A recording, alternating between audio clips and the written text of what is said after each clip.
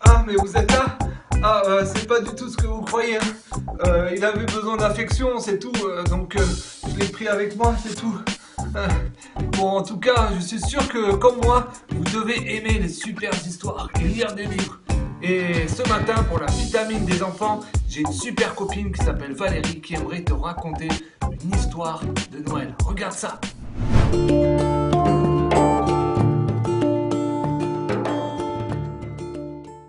Bonjour à tous, moi c'est Valérie et aujourd'hui j'aimerais vous lire ce livre qui s'appelle La promesse de Noël. Il a été écrit par Alison Mitchell et illustré par Catalina Echeverry. Alors installez-vous bien confortablement, on est parti. La promesse de Noël. Il y a très longtemps de cela, si longtemps que c'est difficile de l'imaginer, Dieu a promis qu'un nouveau roi viendrait. Ce ne serait pas un roi ordinaire, comme ceux que l'on peut voir à la télé ou dans les livres. Ce roi-là serait différent. Ce serait un roi nouveau, un roi sauveur, un roi éternel. Et tu sais quoi?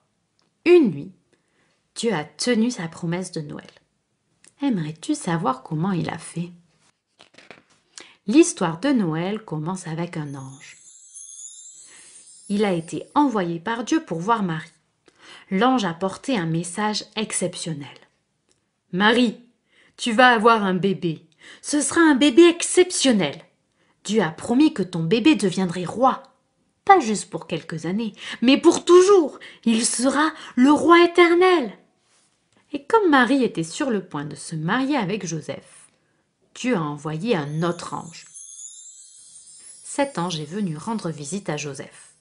Il était porteur d'un message exceptionnel. Marie va avoir un bébé exceptionnel, a dit l'ange à Joseph. Son bébé sera roi et il sauvera son peuple. Ce sera un roi sauveur. Dieu avait promis que son nouveau roi allait naître dans un petit village du nom de Bethléem. Et c'est là-bas que Joseph et Marie sont allés. Mais il y avait vraiment beaucoup de monde à Bethléem. C'est pour cela qu'à sa naissance, le bébé n'a pas dormi dans un lit, mais dans une mangeoire. Dans toutes les autres mangeoires de Bethléem, il y avait de la bonne nourriture pour les animaux qui avaient faim. Mais dans cette mangeoire, il y avait un tout petit bébé. Ce bébé était le roi nouveau envoyé par Dieu. Les bergers qui étaient dans les champs ont eu la surprise de leur vie.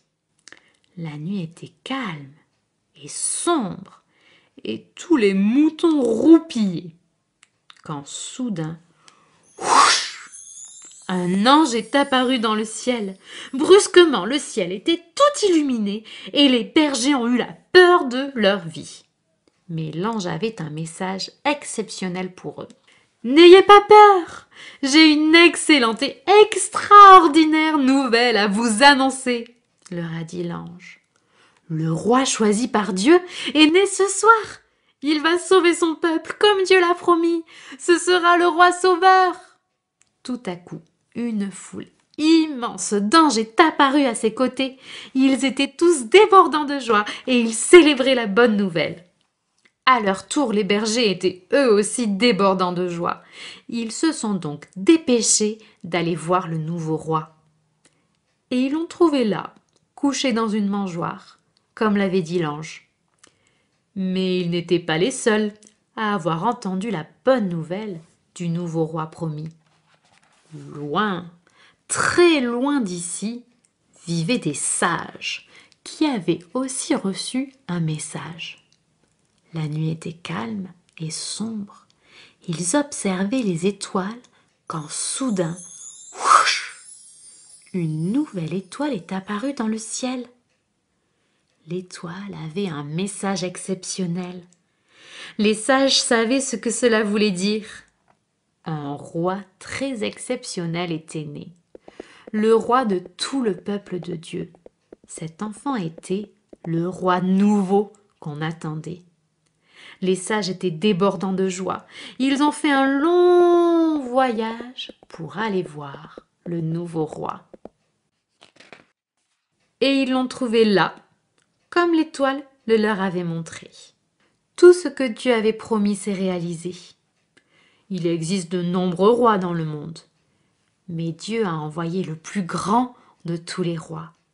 Il a envoyé un roi nouveau, un roi sauveur, un roi éternel.